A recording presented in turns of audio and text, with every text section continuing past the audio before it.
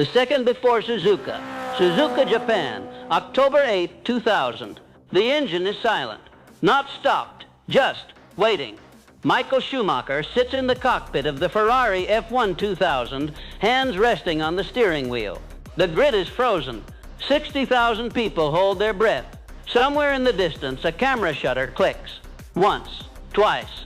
The sound feels too loud. He does not move. His gloves are damp, not from rain. There is no rain today. Just sun, sharp and clean, cutting through the humid air of Suzuka circuit. The damp is from his palms, from the waiting. 5 seconds until the red lights ignite. 5 seconds until 6 years of silence end or continue. He closes his eyes. There are ghosts in Formula One, not the kind that haunt, the kind that watch. Michael Schumacher became a world champion in the same year Ayrton Senna died at Imola. The same year Roland Ratzenberger died 1 day earlier. The same year the entire sport stopped breathing and tried to remember why it raced at all. Schumacher won that year, but the trophy felt hollow. Not because he didn't earn it. He did. He fought against Hill, against Williams, against the Benetton team accused of cheating, against disqualifications and public fury. He fought until the final race in Adelaide, where he collided with Hill and secured the championship in the most controversial finish the sport had ever seen. He lifted the trophy in silence. No one cheered. Not the way they cheered for Senna. Not the way they would have cheered for Hill. Michael Schumacher became a champion the year the sport lost its soul, and no one forgave him for surviving. He left Benetton for Ferrari. Everyone thought it was madness. Ferrari hadn't won a driver's championship since 1979.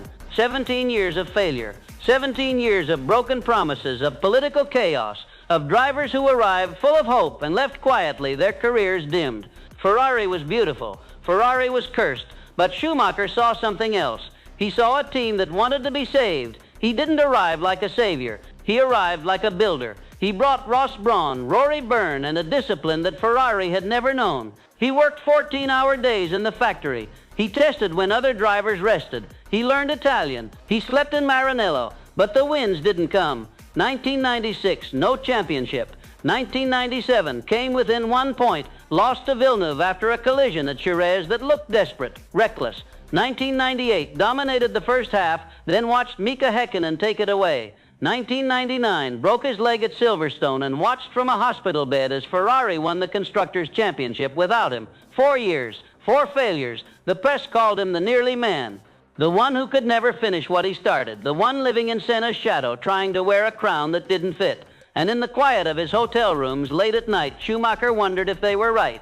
October 8, 2000. He wakes at 5:47 a.m. No alarm. His body knows. The hotel room is dark. Outside, Suzuka is just beginning to stir. He sits on the edge of the bed and does not turn on the light. He stares at the floor. Today is the day. He doesn't need to win the race. He only needs to finish ahead of Mika Häkkinen. Simple math. Simple pressure. The kind of pressure that makes your chest feel too small for your lungs. He showers. He eats plain pasta, a banana, water. He does not speak to his wife, not because he doesn't want to, because if he speaks, he will say the wrong thing. He will say what he is thinking. What if this isn't enough?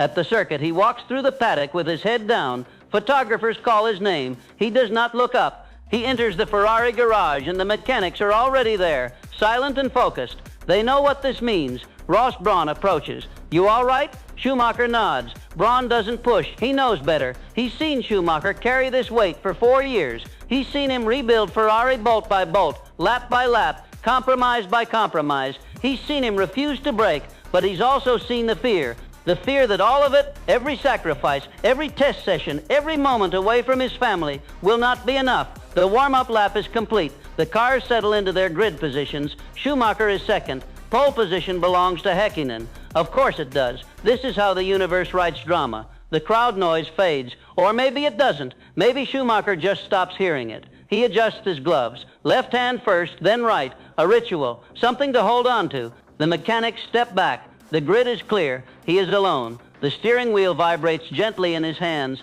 The engine hums a low, patient growl. Ferrari red surrounds him. The cockpit smells like rubber carbon fiber fuel. Familiar, almost comforting, but his heart is racing. 5 seconds. The red lights begin to illuminate. 1, 2, 3, 4, 5. In those 5 seconds, Michael Schumacher does not think about the race. He thinks about Imola, 1994. The silence in the paddock after Senna's crash, the way everyone moved slower, the way the trophy ceremony felt like a funeral. He thinks about Jerez, 1997.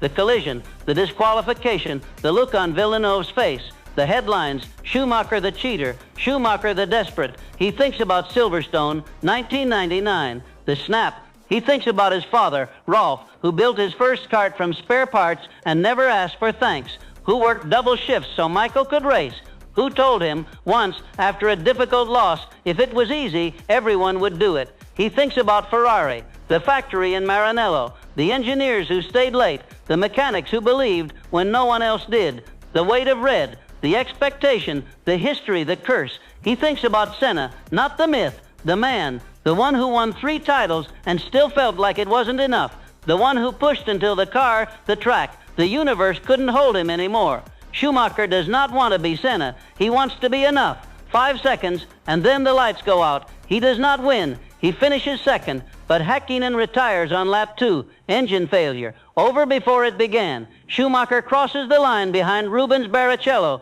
his teammate, and the radio crackles, "Michael, you are world champion." He does not respond immediately. He completes the cool-down lap, slowly, deliberately, as if he is making sure the moment is real. When he finally pulls into Parc Fermé, he sits in the cockpit. He does not jump out. He does not raise his fists. He sits. His hands are still on the wheel. His head drops forward. Later, in the small room reserved for champions, Schumacher is handed a phone. The team assumes he will call his wife, or his father, or his brother, Ralph. He doesn't. He calls Willy Weber, his manager, the man who found him in karting, who fought for his seat at Jordan, who negotiated the Benetton deal, who structured the Ferrari move, the man who believed when belief felt expensive. "Willy, yes, we did it." There is a long pause. "No, Michael, you did it." Schumacher does not correct him. What most people don't know about that day, Schumacher's mother, Elizabeth, was not at the race. She stayed home in Germany. She always did. Not because she didn't care, because she cared too much. She couldn't watch. The speed, the risk, the pressure, it was too much for a mother to bear. After the race, Michael called her. She cried, not from joy, from relief. "Now you can stop," she said. He didn't. From 2000 to 2004, Michael Schumacher won 5 consecutive world championships with Ferrari. He rewrote every record, most wins, most poles, most titles. He made Ferrari untouchable.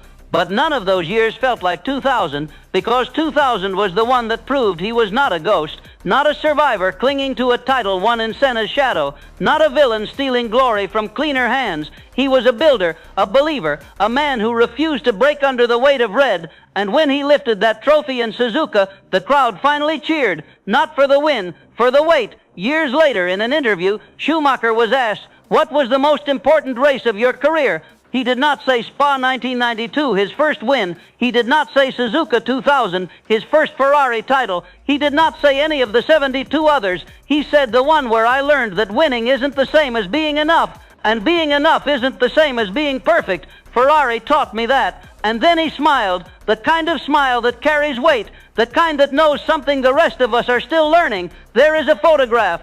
Taken at Suzuka, October 8, 2000, moments before the start, Schumacher in the cockpit, helmet down, gloves on the wheel. The red lights have not yet appeared. If you look closely, you can see his chest rise. A single breath, held. In that second, he is not a champion. He is not a legend. He is a man alone, carrying 6 years of silence, waiting for permission to let it go. 5 seconds later, the lights go out, and the weight finally begins to lift.